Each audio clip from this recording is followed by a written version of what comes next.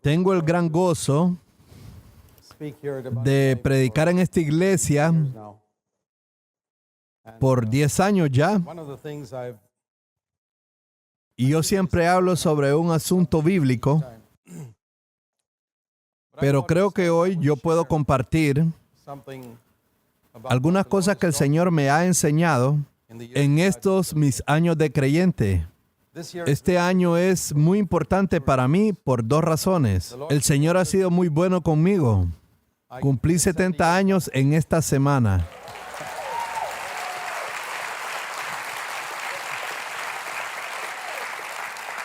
Gracias. Y cumplí 50 años como creyente, 3 o 4 meses atrás.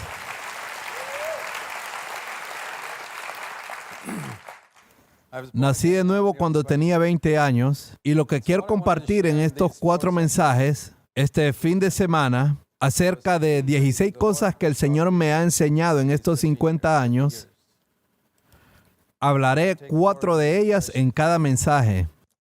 La verdad más importante que cambió mi vida algunos años atrás fue cuando leí en el libro de Juan, capítulo 17, versículo 23, que Dios ama a los discípulos de Jesús, tal cual Él ama a Jesús. En Juan 17, verso 23, leemos en la última parte que Jesús oró para que el mundo supiera que el Padre nos ama.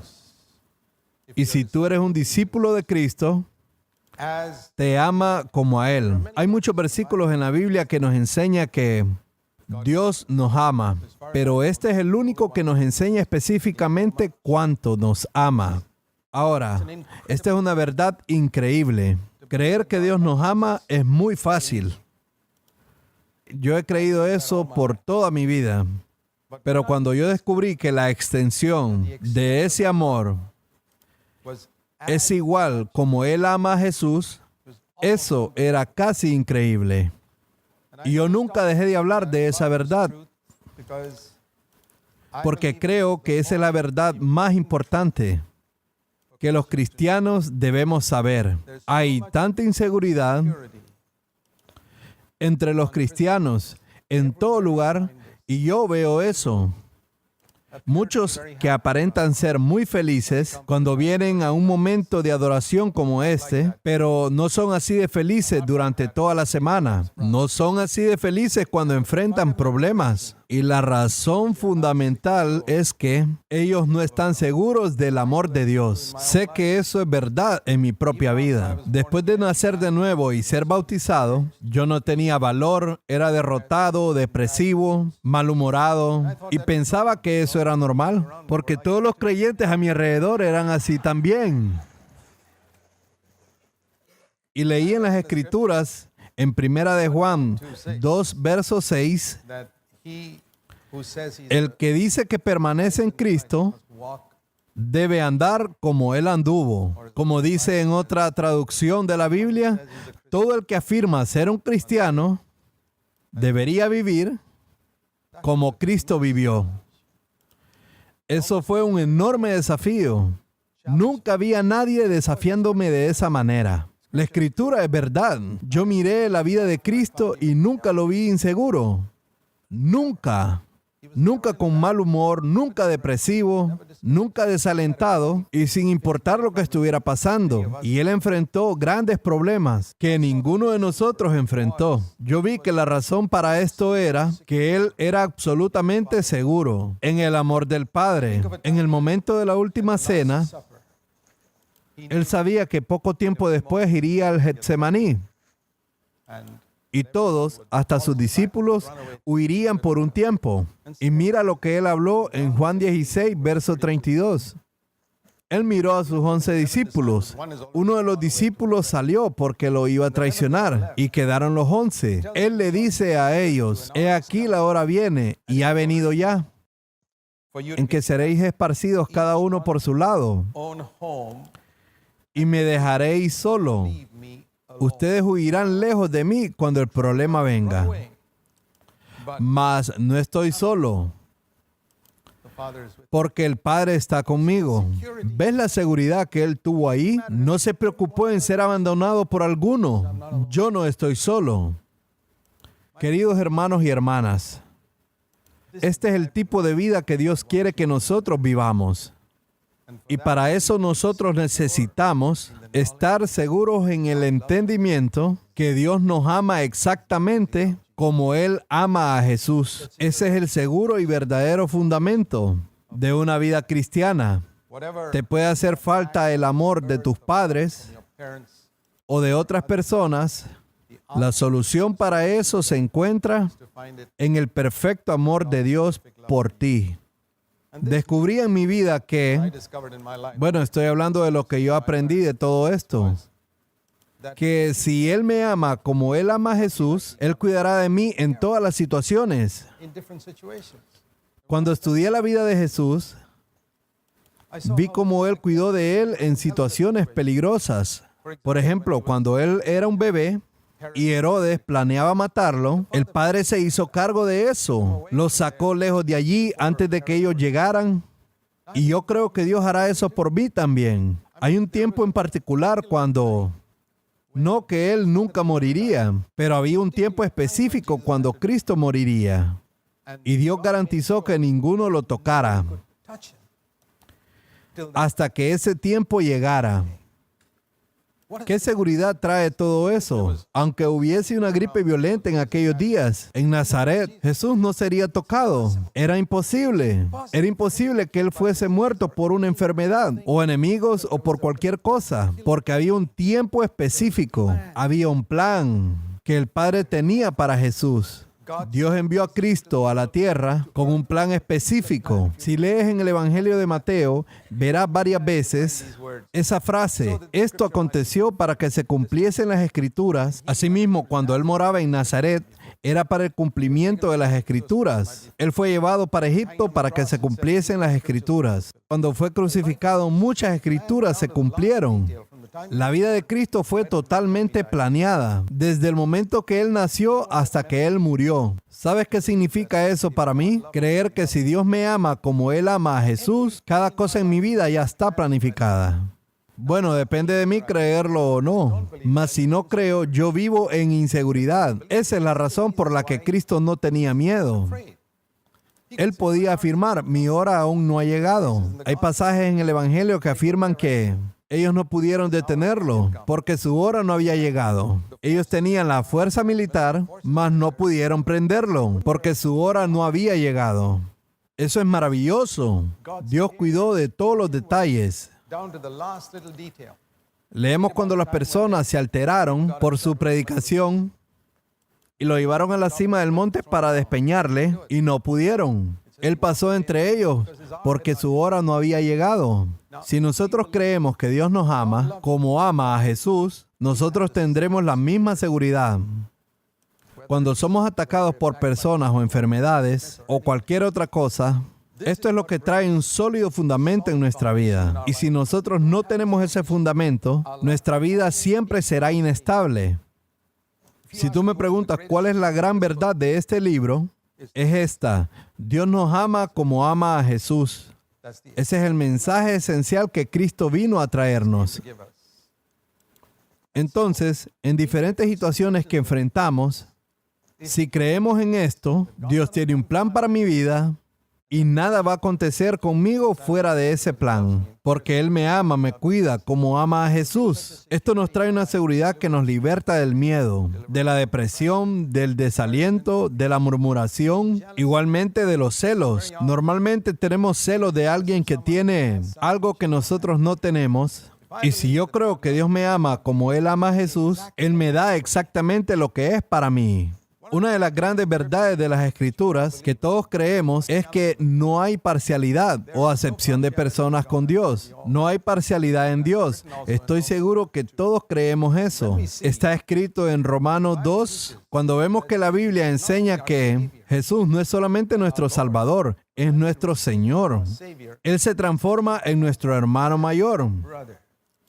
Esa es una maravillosa verdad que muchos cristianos ignoran. Mas está escrito en Romanos 8, verso 29, Dios, a los que antes conoció, también los predestinó para que fuésemos hechos, y lo estoy parafraseando con mis propias palabras, conformes a la imagen de su Hijo, para que Él sea el primogénito entre muchos hermanos. Entonces, Él se transforma en el hermano mayor de todos nosotros. No solamente nuestro Salvador, sino también Él es nuestro hermano mayor. Esto no sucedió con ninguno en el Antiguo Testamento. Esto solamente es para aquellos que rinden sus vidas al señorío de Cristo, recibiéndolo como Señor. Entonces ellos se tornan hijos de Dios. Por causa de eso, en el día de la resurrección, Jesús dijo a María Magdalena, ve y cuéntale a mis hermanos que yo subo a mi Padre y vuestro Padre. Esta es una de las más maravillosas verdades en el Nuevo Testamento. Es que nosotros nos convirtamos en los hermanos menores de Jesucristo. Entonces, cuando tú llamas a alguien hermano o hermana, es un gran título de respeto. Le estás llamando hermano o hermana menor de Jesucristo. Mas, ¿qué significa eso en la práctica? Significa que si no hay parcialidad en Dios, escuchen muy bien, y Dios no hace acepción de personas. Él trata a todos sus hijos de la misma manera. Y lo que Él hizo por el hijo mayor, lo hará por los otros hijos. Esto es lo que yo aprendí. Esto es lo que cambió mi vida y me removió toda inseguridad de mi vida. Miedo al futuro, el miedo a que viniesen enfermedades u otras cosas e interrumpiesen los planes de Dios para mi vida. Dios me ama y todo lo que Él hizo por Jesús, Él lo hará por mí si me encuentro en las mismas condiciones. Esa es la verdad número 1 que yo quiero animarte a creer. La segunda verdad que quiero compartirte está en 1 de Juan, capítulo 1, verso 9. Dios se agrada de las personas honestas. Él no nos pide primero que seamos perfectos. Él nos pide que seamos honestos. Perfección requiere el tiempo de una vida, e incluso así no llegaremos. Pero honestidad, ¿cuánto tiempo lleva para ser honesto? Una prostituta puede ser honesta inmediatamente y decir, soy una prostituta. El ladrón en la cruz puede ser honesto y afirmar, yo merezco esto, soy culpable. Quiero hablar esto, hermanos y hermanas, porque frecuentemente nosotros perdemos los planes de Dios para nuestra vida, porque no somos absolutamente honestos con Dios. Cuando testifico para los ateos, yo digo, bien, tú sabes que Dios no se pondrá nervioso. Si miras hacia arriba y dices, yo no creo que Dios exista, Él no estará enojado porque tú estás siendo honesto sobre lo que realmente sientes. ¿Por qué no se lo dices? Mira, no creo que estés ahí, pero si estuvieras, tampoco creería que existes. Si hiciera esto, estoy seguro de que Dios no estaría enojado porque tú le dijiste eso. Él te ama. Él quiere que seas honesto. No quiere que tú finjas. Cuando miras el ministerio de Jesús, descubres que Él advierte a sus discípulos para que tengan cuidado con la levadura de los fariseos. Él habla más contra la hipocresía que contra cualquier otro pecado. Te pediría que hicieras una lista de pecados. ¿Cuál sería el peor pecado de todos? ¿Cuántos pondrías como número 1? ¿Fingir ser más espiritual de lo que realmente se es? No creo que pongas ese como el primero de tu lista. Pero eso es lo que la hipocresía significa. Eso era lo que Cristo constantemente estaba advirtiendo a sus discípulos para que le evitaran. Fue lo que Él condenó de los fariseos. El problema de los fariseos era que ellos pretendían ser más santos de los que realmente eran. Les dice, ¿cómo escaparán de la condenación del infierno? Esas eran personas que leían la Biblia todo el día. Personas que iban a la sinagoga todas las semanas. Pero Jesús afirma que ellas estaban camino al infierno. Me gustaría preguntarles, ¿es posible que alguno de ustedes aquí esté en camino al infierno? Aunque vengan a la iglesia todos los domingos. A las personas no les gusta hablar sobre el infierno en estos días. Pero, ¿qué me dices sobre un médico que descubre que tienes un cáncer pero no te dice nada? Él no sería tu amigo. Jesús habló más sobre el infierno que cualquier otra cosa. ¿Y por qué él habló que los fariseos estaban camino al infierno? Por fingir ser algo que ellos no eran. Eso es muy, muy serio. Dios ama a las personas honestas.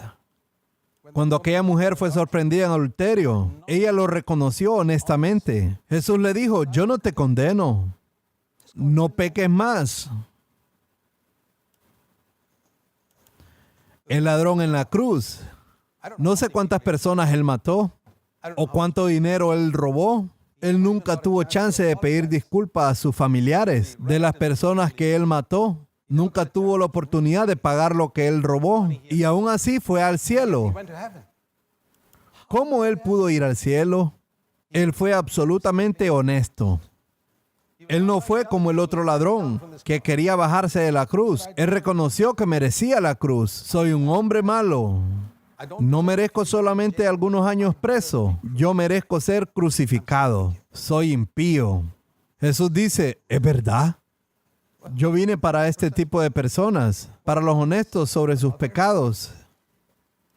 ¿Irías al paraíso hoy? No tendrás que esperar a que mi reino venga. Entonces tú ves lo opuesto de esto, como Adán fue echado del paraíso. Al principio nos dice la Biblia, el hombre fue deshonesto.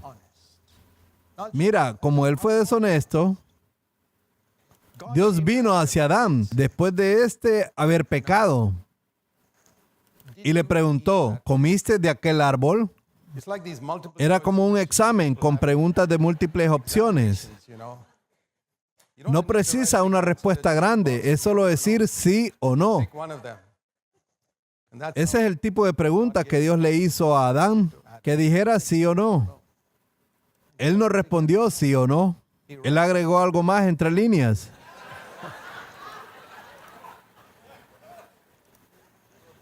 Él dijo, bien, el principal problema es con mi mujer. Esto es la deshonestidad. Ella me dio del fruto. Y el segundo problema, tú fuiste el que me diste esta mujer. No estoy jugando. Puedes leer eso en Génesis 3. Son palabras exactas de Adán. ¿Te son familiar? Y en tercer lugar, en letras pequeñas, yo comí. Así es como muchos confiesan sus pecados. Él fue deshonesto porque no asumió la culpa. Y cuando no reconoces la culpa por tus pecados, Eva no lo forzó a comer el fruto. Él comió. ¿Por qué no reconocer eso? ¿Por qué poner la culpa en su esposa o su marido o su vecino o en otros hasta finalmente echarle la culpa a Dios? Asume tu culpa. Esa es la diferencia entre Adán y el ladrón de la cruz. Dios ama a las personas honestas, que honestamente reconocen, Señor, esto no es culpa de mi esposa o de mi esposo, ni de mi vecino, ni porque mis padres me criaron mal, solamente es mi culpa, 100% mi culpa. Ahí es donde tú experimentas la libertad, cuando actúas de esa forma. Eso es lo que los fariseos no tenían. Jesús advirtió a los discípulos, eviten. La palabra hipocresía es una palabra griega que significa actuar. Eviten actuar. Esta es la segunda lección que yo aprendí. Yo no preciso fingir delante de Dios. Yo puedo ser honesto con Él. Debes llamar pecado al pecado. No llames tu pecado con un nombre más decente. Si pecas con tus ojos, no digas, yo solo estaba admirando la creación de Dios.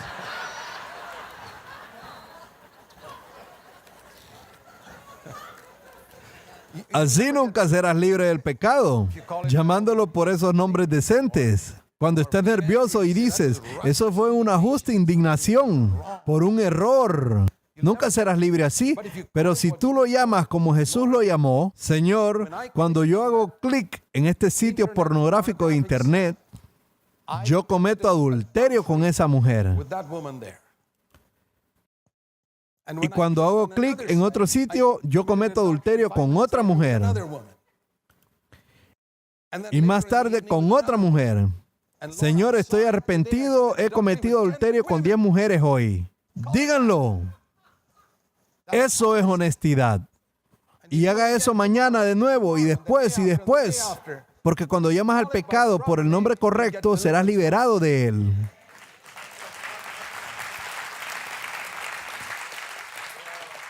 Pero si tú llamas eso por otros nombres, te estás excusando. Sabes, yo hice eso porque sentí un deseo muy fuerte. Tú nunca serás libre de eso. Y si continúas así, terminarás en el infierno. Jesús dijo, es mejor quitarse un ojo que ser lanzado con todo tu cuerpo al infierno. Porque seguiste y seguiste pecando con tus ojos. Esto es serio. La liberación es, sé honesto. Llama al pecado con el peor nombre que puedas llamarlo. Cuando estás enojado con alguien, Jesús dijo, llama a eso homicidio. Señor, yo siento el deseo de matar a esa persona, pero por causa de la policía solo digo que estoy enojado. Jesús igualó ira con homicidio. En Mateo 5, Él dijo que nuestra justicia tiene que ser mayor que la de los fariseos.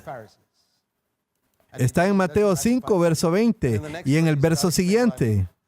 Él dijo, yo les explico esto. Los fariseos dicen, no matarás, mas yo os digo, no se enojen. Él iguala ira con homicidio. ¿Por qué? Porque la ira es la simiente donde proviene el homicidio. Y esa es la misma cosa ante los ojos de Dios. Llama al pecado por su nombre y sé victorioso. Pero si dices, yo estaba bajo una pequeña presión, imagínate diciendo, yo estaba bajo una pequeña presión, por eso maté a ese hombre. Y al día siguiente yo estaba más presionado y maté a otras personas. Si yo llamo a la ira homicidio cada día, finalmente seré libre de eso. Dios ama a las personas honestas. Yo creo que la voluntad de Dios es librarnos del pecado. Pero Él no nos liberta si no llamamos pecado al pecado. Hay un grupo de personas que enseñan una doctrina llamada santificación perfecta. No es una doctrina bíblica. Ellos enseñan que la naturaleza pecaminosa es erradicada y tú no pecarás más. ¿Sabes qué sucede con los que predican esto? Después de algún tiempo ellos descubrirán que estaban haciendo ciertas cosas y la conciencia los acusaba. Y ellos no sabían cómo llamar a eso, porque su naturaleza pecaminosa fue erradicada. Entonces ellos llaman a eso un error. Pero el problema es que la sangre de Jesús no limpia errores. Ella solamente limpia pecados. Entonces, si tú llamas eso error, no será limpio y se mantendrá en tu corazón para siempre. Llama a eso pecado. Anda en la luz. ¿Qué dice Primera de Juan 1, verso 7? Si andamos en la luz, como Él está en luz, tenemos comunión unos con otros. Y la sangre de Jesucristo, su Hijo, nos limpia de todo pecado. Ahí también hay un versículo en Proverbios 28, verso 13.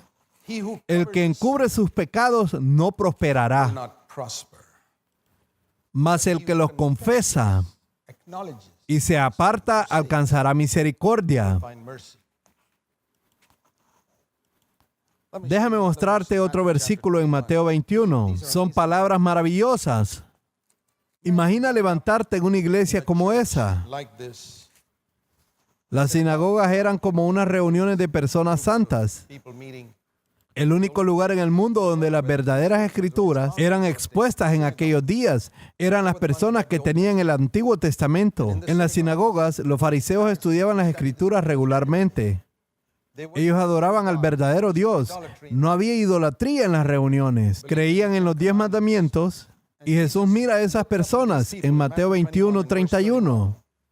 Y les dice en la última parte del versículo, los publicanos, que eran los mayores criminales en esos días, y las rameras, van delante de vosotros al reino de Dios. Si quieres ver cuán chocante fue esto, imagina a Cristo levantándose aquí y hablando esto para nosotros. Los publicanos y las rameras van delante de vosotros al reino de Dios. ¡Qué chocante! Así fue cuando Cristo habló eso en la sinagoga, que los publicanos y las prostitutas tenían, que estas personas santas que leían la Biblia no tenían. Honestidad. La ramera diría, sí, yo soy ramera, de eso vivo. Los publicanos dirían, claro que robo con los impuestos, como todo publicano. Ellos eran honestos. Pero estas personas que estaban en la iglesia en aquel tiempo, o sea, en la sinagoga, ellos fingían que eran santos y que no tenían esos malos pensamientos. No hablaban mal unos de otros. Fingían que daban gracias a Dios en todo tiempo. Por esta causa Jesús dijo que los publicanos y las rameras entrarían al reino antes que ellos. Ellos eran deshonestos. Eso es muy, muy serio. Estoy agradecido por haber aprendido esto. Puedo ir a Dios y honestamente reconocer, Señor, yo me equivoqué y no quiero echarle la culpa a nadie más. Y reconocer que fui yo. Es mi culpa, 100% mi culpa. Personas así son libertadas del pecado rápidamente. Para mí, ese fue el primer paso para ser libre del pecado. Me refiero a pecados conscientes. La tercera lección que he aprendido en estos 50 años está en 2 Corintios 9, verso 7. Dios ama al dador alegre. En otras palabras, Él no obliga a las personas. Él no fuerza a nadie a hacer nada. Pablo estaba hablando acerca de ofrendar, acerca de dar. Y el Espíritu Santo inspira al apóstol para escribir estas palabras. La última parte de 2 Corintios 9, verso 7.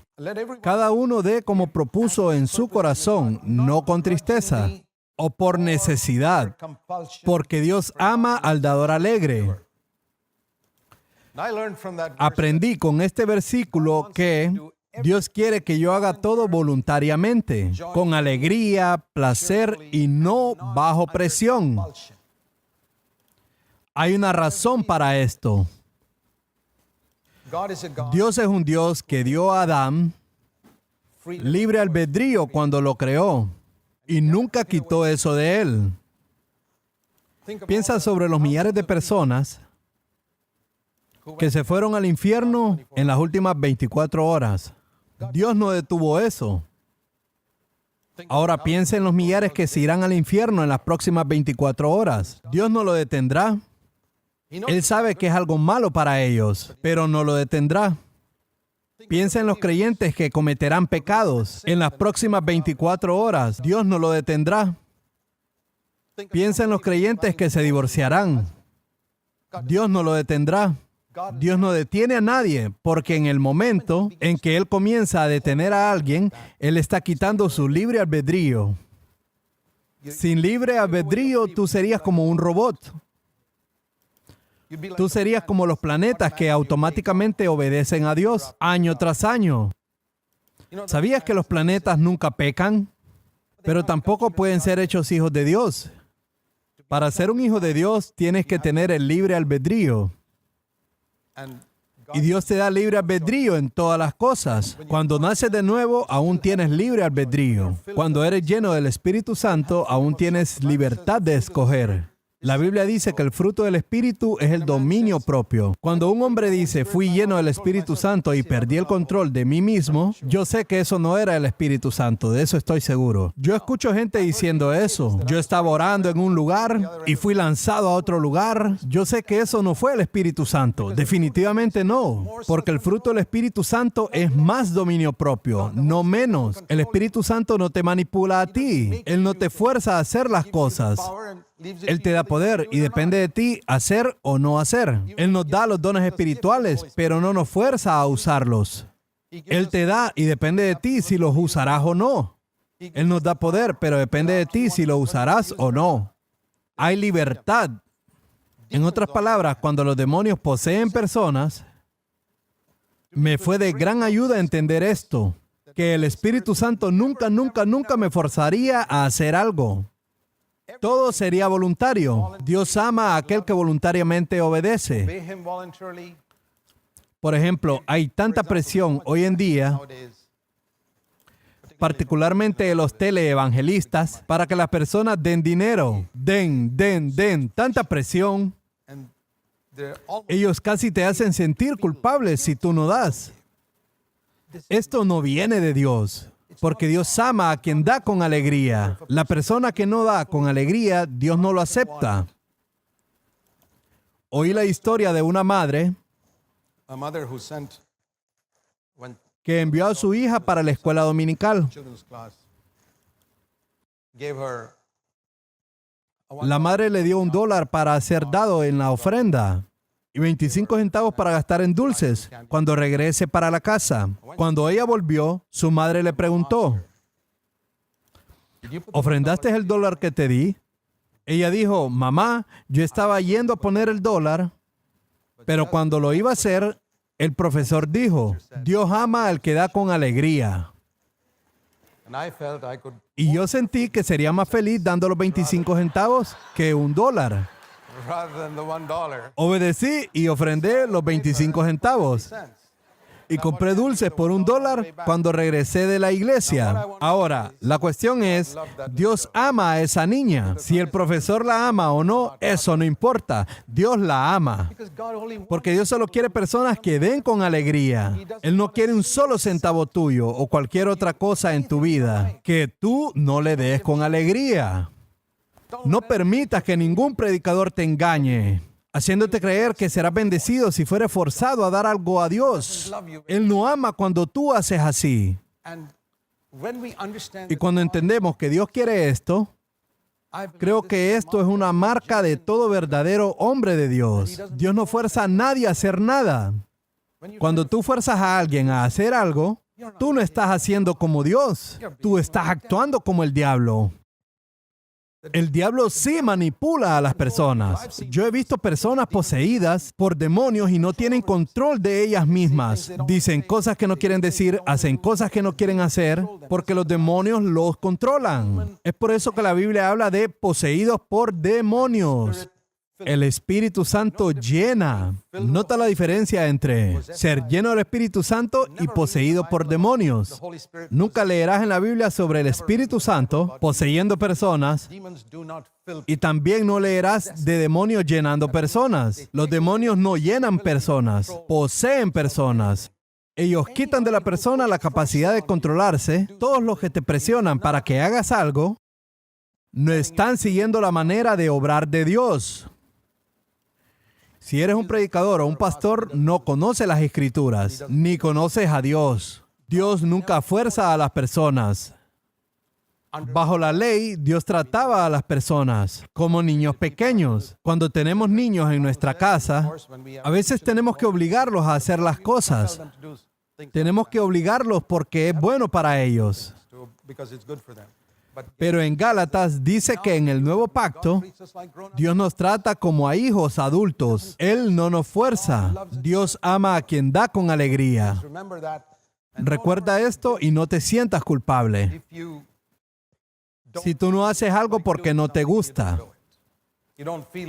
o no das algo porque no quieres, Dios ama solamente cuando tú das con alegría, cuando das con todo tu corazón y obedeces de esa manera. Ese es el camino para la madurez. Yo he sido tremendamente bendecido por entender esto. En muchas áreas, con mi trato con el dinero, en mi trato con la obediencia a Dios. He visto muchas personas que fueron forzadas a hacer esto o aquello y al final de su vida son miserables e infelices porque se sintieron obligados toda la vida. Yo quiero librarte de eso. Dios ama a quien da con alegría.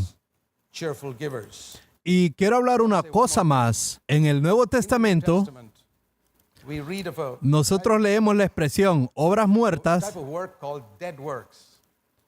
Esta es otra de las cosas que he aprendido en mi vida. ¿Qué es una obra muerta? Yo sabía lo que era buena obra y mala obra. Mi conciencia me enseñó eso, pero mi conciencia no me enseñó lo que es una obra muerta. En el Antiguo Testamento no hay referencia de una obra muerta, pero en el Nuevo Testamento leemos obras muertas. En el libro de Hebreos 6, verso 1, habla del arrepentimiento de obras muertas. ¿Cómo arrepentirse de obras muertas sin saber qué son? Estudiando las Escrituras comprendí que obras muertas pueden ser causadas por varias cosas, mas una causa es cuando soy forzado a hacer algo que no quiero. No quiero hacer algo, mas por culpa o por agradar a alguien, yo hago algo aunque sea una buena obra. Mas es una obra muerta porque no fue hecha con total libertad de elección. No fue hecha para agradar a Dios. Y cuando descubrí que tenía que arrepentirme de esto, yo decidí, no dejaré que nadie me imponga lo que debo hablar o hacer para Dios. Actuaré con libertad. Me recuerdo años atrás un hermano más adulto y piadoso me dio una sugerencia. No era en relación a un pecado, sino a mi ministerio. Yo le dije, sé que usted conoce al Señor más que yo. Y tal vez usted esté en lo cierto sobre lo que me habló. Pero en este mismo momento yo tengo luz sobre este asunto. Entonces, si yo hiciera eso, solo será porque usted me lo dijo. Sería una obra muerta. No puedo hacerlo así. Haré eso en la forma en que siento en este momento, que Dios quiera que lo haga. No es algo pecaminoso. Eso es libertad. Dios nos prueba de acuerdo con la luz que tenemos en nuestra conciencia en este momento. Y no de acuerdo con la luz que otra persona tiene en su conciencia. Es obvio que si alguien más maduro que yo tendrá más luz que yo, pero yo no tengo que vivir por la luz de su conciencia. Yo tengo que vivir por la luz de mi conciencia. Y si en este momento yo no siento que algo es errado, yo no tengo por qué actuar por lo que otro diga. Romanos 14 es uno de los grandes capítulos que enseña esto. Lo que es pecaminoso para una persona puede no serlo para otra. Eso es una verdad libertadora. Dios ama a quien da con alegría. Y yo decidí que haré todo en mi vida con alegría. Si no puedo hacer algo con alegría, no permitiré que nadie me presione a hacer eso. Encontrarás gran liberación si fueses libre en esa área. La cuarta cosa que quiero hablar es que debemos tratar a todo ser humano con dignidad. Esto fluye de las otras conclusiones. Dios me ama tanto y me da libertad. Yo tengo que tratar a las demás personas como Dios me trata a mí, de la misma forma como Dios ha sido bueno conmigo. En Santiago 3 podemos leer, en Santiago 3, algunas veces nosotros cuestionamos si alguien que no es creyente, podemos afirmar que no hay ninguna semejanza de Dios en él. Aquí hay un versículo que responde a eso. Está hablando sobre nuestra lengua, que no podemos dominar. Verso 8. Pero ningún hombre puede domar la lengua. Y dice en el versículo 9, con ella bendecimos al Dios y Padre, y con ella maldecimos a los hombres. No está hablando sobre creyentes. Maldecimos a los hombres que están hechos a la semejanza de Dios. Estos son las inspiradas escrituras. En cualquier traducción que quieras leerlo, está escrito esto. Hechos a la semejanza de Dios. El hombre es hecho a la semejanza de Dios. Por causa de esto mismo, un no creyente recibió una conciencia. Recibió un espíritu. Puede estar muerto, pero es espíritu. Él fue hecho a la imagen de Dios. Y a causa de esto, Santiago dice, ¿cómo puedes bendecir a Dios con tu lengua? ¿Qué es lo que hicimos esta noche? Y tú vas y hablas de otra persona en un tono rudo o torpe. El verdadero cristiano es el que respeta a todos los seres humanos, porque ellos fueron hechos a la imagen de Dios. Es lo que este versículo enseña. Por eso Santiago dice que si no puedes controlar tu lengua, todo tu cristianismo es igual a cero. Yo no sé si tú crees esto. Quiero mostrarte un verso en Santiago 1, verso 26.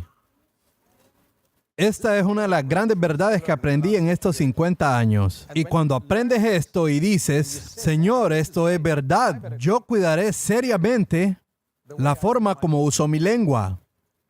He aprendido a ser extremadamente cuidadoso en la forma en que uso mi lengua por causa de estos versos que leímos. ¿Cómo puedes bendecir a Dios en una reunión y después hablar rudamente a alguien que ha sido hecho a la imagen de Dios? Ese es un versículo muy serio. Y Santiago 1, verso 26 dice, si alguno se cree religioso entre vosotros, o sea, religioso igual cristiano, igual espiritual, y no refrena su lengua, sino que engaña su corazón, la religión de tal es vana. Su cristianismo es igual a cero. Quiero honestamente preguntarles, hermanos y hermanas, recuerden lo que dije anteriormente. Dios ama a las personas honestas.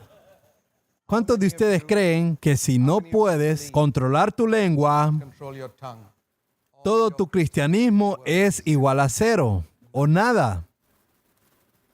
Eso es lo que dice la Biblia. Y si no creías esto hasta hoy, di, Señor, yo quiero creer en esto. Todo cristianismo es nada si no puedo controlar mi lengua. Y es en casa que nosotros precisamos ser más cuidadosos. Trata a todo ser humano con dignidad. Y comienza por casa. Recuerdo a aquella esposa que le dice al marido, si hablases conmigo con la misma educación con que le hablaste a ella, o a aquel extraño que llamó a la puerta, sería suficiente para mí. No pretendo nada más. ¿Cómo le hablas a un extraño que toca a tu puerta? ¿Totalmente desconocido? Nosotros tenemos personas que llamamos seres queridos. Un extraño que toca la puerta no es un ser querido. La forma como usamos nuestra lengua muestra cuánto hemos aprendido el temor de Dios. Ahora, quiero mostrarte un versículo en el Antiguo Testamento. El Señor dio algunas leyes. En el libro de Levítico, capítulo 19. Y una de las leyes que dio en el Antiguo Testamento es esta. Versículo 32. Levítico 19, versículo 32. Delante de las canas te levantarás. Cuando ves a una persona de cabellos blancos, más adulto que tú, el Señor le enseñó a los israelitas que tienes que respetarlo, tienes que levantarte y honrarlo. De esta forma demuestras tu temor de Dios. Eso es lo que Dios habló. De esta forma muestras tu reverencia a Dios. En el Antiguo Testamento los israelitas enseñaban eso a sus hijos, que tenían que aprender a reverenciar a Dios, respetando a las personas mayores, especialmente aquellas con cabellos blancos. El Señor dijo, honra al anciano. Eso era en el Antiguo Testamento. Ahora vamos a ver en el Nuevo Testamento. Te digo, ¿cuál es el estándar? En el Nuevo Testamento aumentó el estándar. Te mostraré cómo es en el Nuevo Testamento. Es más maravilloso. Primera de Pedro 2, verso 17. Compara esto con lo que leíste en el Antiguo Testamento. Primera de Pedro 2, verso 17. Aquí no dice para honrar al anciano. Aquí él dice, honra a todos los hombres, porque tú estás en el nuevo pacto. Honra a todos los hombres y así probarás que tienes temor de Dios. Nuevamente esto está ligado al temor de Dios en el mismo versículo. Todo lo del antiguo pacto recibió un estándar más alto en el nuevo pacto. Entonces, ¿cómo demuestro que temo a Dios? A todos nos gusta creer que reverenciamos a Dios. Temor de Dios significa reverenciarlo a Él. Y nosotros pensamos que le reverenciamos cuando lo alabamos y decimos, oh Dios, tú eres maravilloso. No es esto. Nos engañamos a nosotros mismos. Yo lo temo cuando honro a los seres humanos creados a la imagen de Dios. ¿Y tú desprecias a alguien? Eso indica cuán diferente de Dios tú eres. Esto es lo que aprendí. Leí en un versículo en Job 36, verso 5, que nunca lo olvidaré desde que lo leí por toda mi vida. Job 36, verso 5. He aquí que Dios es grande, pero no desprecia a nadie. Este es un versículo maravilloso. Dios es muy grande, con todo y a ninguno desprecia. El diablo está lleno de maldad y él desprecia a todos. Lo veo de esta manera. Si Dios está aquí, él no desprecia a nadie. Y el diablo está de este otro lado y él desprecia a todos. Nosotros estamos en algún lugar de en medio. ¿Cómo yo sé que estoy moviéndome cerca de Dios? Lo sé por el hecho de que cada vez que desprecio a las personas, y menos y menos y menos, todos nosotros crecemos despreciando a ciertas personas. Tenemos prejuicios en contra de otras comunidades. Tenemos prejuicios contra ciertas personas, aunque sean cristianas. Frecuentemente nosotros pensamos que somos mejores cristianos que los otros. Mas cuando nosotros despreciamos a las personas, mostramos que nos parecemos más al diablo que a Dios. Esta es una tremenda verdad que cambió mi vida. Aprender que si soy de Dios y muestro mi cristianismo, lo demuestro tratando a todos con respeto. Ellos pueden estar en desacuerdo conmigo o con mi doctrina. Eso no importa. Son seres humanos y los respetaré. Pedro dice que cuando testificas a alguien, Primera de Pedro 3, verso 15, si alguien pregunta la razón de la esperanza que hay en ti, respóndele a él con mansedumbre y reverencia. Primera de Pedro 3:15. Mi testimonio hacia los demás no puede ser con arrogancia, donde tú estás allá abajo y yo arriba, mas con mansedumbre y reverencia. Aprendí esto testificando a los no cristianos en la India. La primera cosa que procuro hacer es mostrarles que estamos a un mismo nivel. Yo no estoy en un pedestal encima de ellos. Ambos somos pecadores. Nacimos en pecado. Y Jesús ama a los pecadores y vino a salvarlos. Y eso torna todo más fácil, porque entienden que no pretendo ser superiores a ellos. Eso es tan importante en el testimonio y en el trato con los demás, que cuando hablamos rudamente a alguien o hablamos de alguien por la espalda, en realidad mostramos que estamos más cerca del diablo que de Dios. Me ha resultado una gran verdad entenderlo. Tal vez haya personas a nuestro alrededor hablando mal de otros. A veces no puedo callarlos. No estoy hablando de que ustedes deben actuar como un gran santo y mandarlos a callar. No. Pero no dejes que eso entre en tu corazón. Déjalos. Pero di, Señor, yo no quiero hablar de esta forma. No concuerdo con ellos. También soy un pecador, salvo por tu gracia. Recuerdo a un hombre piadoso que vio a un borracho andando en la calle y dijo, ahí voy yo. Ese soy yo, si no fuera por la gracia de Dios. Esa es la marca de un hombre piadoso. Él reconoce que si no fuese por la gracia de Dios, estaría como aquel borracho. Frecuentemente nosotros despreciamos a las personas, no solamente por los pecados que poseen, sino por tantas otras cosas, solamente porque son diferentes de nosotros, no están de acuerdo con nosotros o tienen algo errado, pero aprendí algo con el tiempo. Nunca desprecies a ningún ser humano, porque son hechos a la imagen de Dios. No es solo cuestión de lengua, pues no seré capaz de dominar mi lengua si yo desprecio personas en mi corazón, porque la abundancia del corazón habla la lengua. No es cuestión de ser un buen budista y controlar tu lengua. No es eso, no es hacer yoga controlando nuestra lengua. No, Jesús no nos enseñó yoga para que cambie nuestro corazón y aptitud para con las personas. Entonces nuestra lengua será transformada. Quiero compartir esto con ustedes, hermanos y hermanas. Por favor, sean honestos. Cuando hablen algo, no digan simplemente, oh, eso no era verdad, eso no era cierto, lo sé.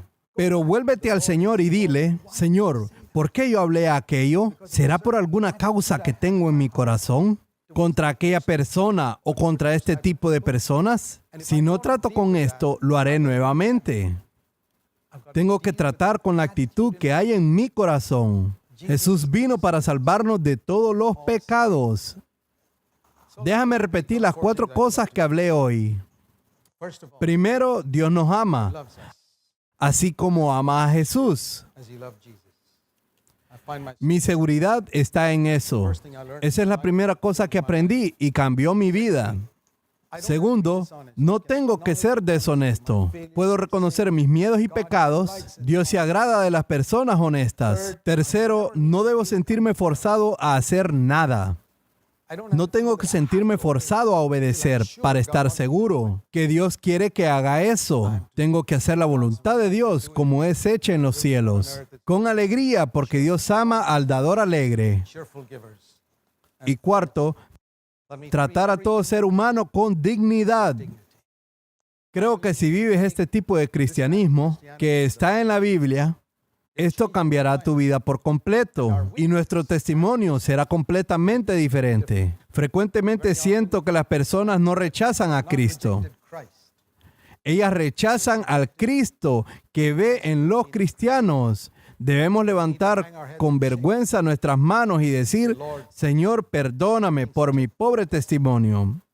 Ayúdame a tener un testimonio mejor de Cristo en estos días venideros. Inclinemos nuestros rostros y oremos.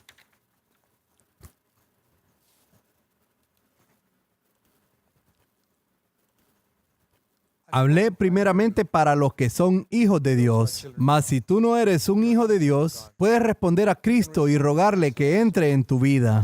No desistas por causa de los pecados que ves en los cristianos.